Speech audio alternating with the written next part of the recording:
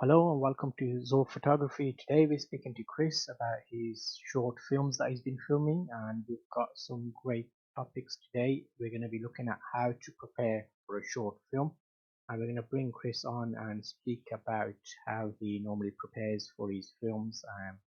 You can see quite a few of his films on his channel. I'll link to that in the description. Hi Chris, how are you? I'm doing great, Zulf. How are you doing today? Yeah, really well, thanks. Great to have you back on. Hopefully we can It's get. great to be back on, man. I'm glad you had me back over here. Yeah, it Didn't was. irritate you with all my talking last time. Yeah, it's alright. Sometimes we need that thing because that's how we kind of communicate, especially if you've got great topics to speak about. hmm And I thought you've got quite a bit of knowledge base there, so we can use that to kind of help both sides. So let's talk about this and see what you would normally do in preparation for a short film. All right. Well, preparation for a short film, I kind of take it in. Well, I guess you can really describe it as phases here. I typically the first and foremost one is the whole writing an idea one. This one is the one that takes the longest for me because as much as I like writing, I hate sitting down and actually getting the pen to script and writing it out because I think, well, I can't do that, I can't do this, but I can do this. So it's just kind of for me, it's honing in the ideas that I know I can tell and tell well. I can't tell like a major big blockbuster movie like Avengers style film, but something much more like Pursuit of Happiness or something like that. That's something I actually could tell just with the given resources that I have. So for me, it all starts with getting the idea and having exactly where I want it to go. And after I have that done, say for example, you have your script, you have everything written out. You have three characters, and you have it taking place in a diner, an apartment, and a street corner. So those are your three locations. Now, apartment from here, that's where I start looking at. Okay, the hardest things to get are going to be the locations and the actors, because props you can find day of, and props it's easier to find props than it is anything else.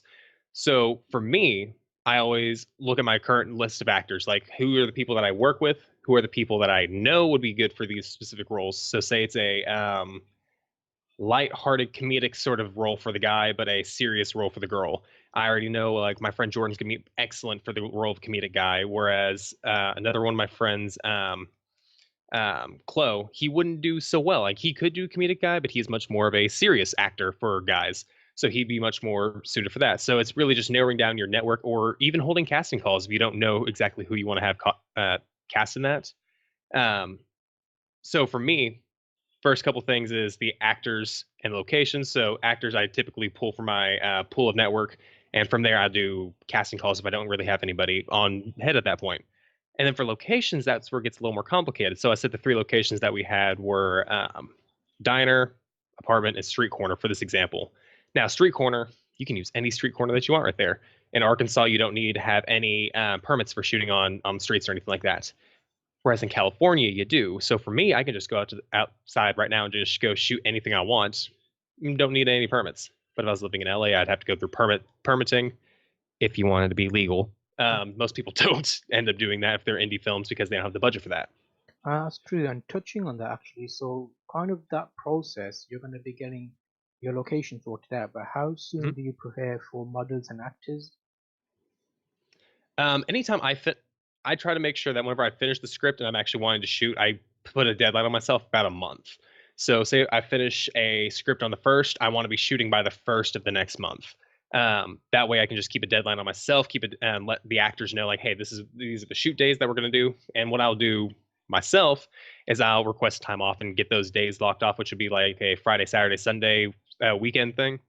Get those days off and let the actors know, like, these are the days that we're shooting, hell or high water, we're shooting on these days. So if you can't make it, we need to find somebody different for this. Like I used to be a lot more lenient and a lot more like loose with like scheduling and stuff like that, but I realized at the end of the day, a lot of people can you can still be loose and be like really open to this stuff, but more people are going to be like, oh, well, I had stuff going on that day, so I really can't do anything like on that.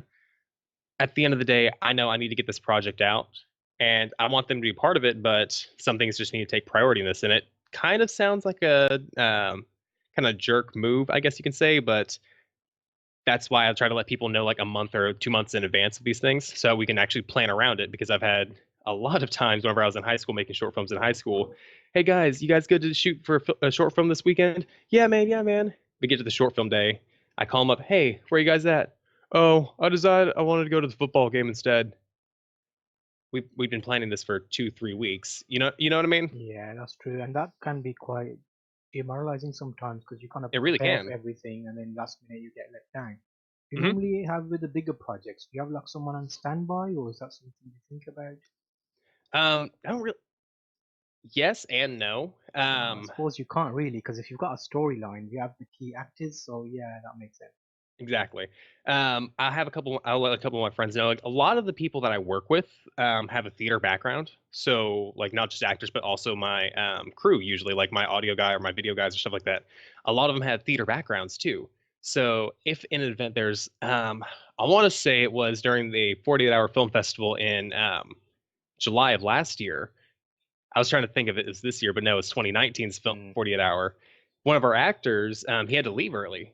So I mean, we finished all his scenes and everything, but we needed like a small like speaking role from one of the other guys, from another guy, and we were just gonna have him do it. But the audio guy, if I remember right, was like, "Hey, I have a theater background. I can do this like one small line. It just had to be like a one throwaway line that somebody yelled out.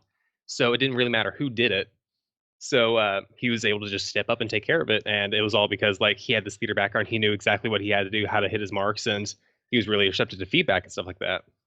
So Okay, not everybody has that like ability to have like a theater group around you yes. as your group, but that's something that's really helped me with that. Okay, so to summarize, what would you say the main three things are that you would kind of consciously prepare for in your head when you're shooting on the day? On shoot day, the main three things I remember I have to think about is the main three things I have to think about are Yeah, wow, it's a on the tricky spot. One question. second. Yeah, it really is because there's just so much to really Yes. think about. But the main three, um, is the scene needed? If it's needed, why is it needed? And how can it motivate the rest of the characters? Because if it's just a scene of me picking up a Pokeball, but it doesn't matter in the grand scheme of things, like why is this Pokeball relevant? No, the scene doesn't need to be here. But if it's something like picking up my phone and putting it in my pocket, if that's something that's really needed, like later on I get a phone call. If I don't have that phone on me, or if I never show them that I have my phone like on me or anything like that, it's one of those like just kind of keep continuity because if I pick up the Pokeball, that's a useless scene, but picking up the phone would be a useful scene. Not 100% needed, but it helps and it gives you more coverage at the end of it.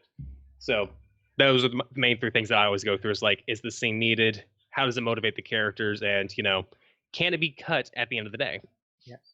And how do you normally do with storyboarding? Do you normally tend to storyboard each of the scenes, or are you a bit more open to the flow of how it goes?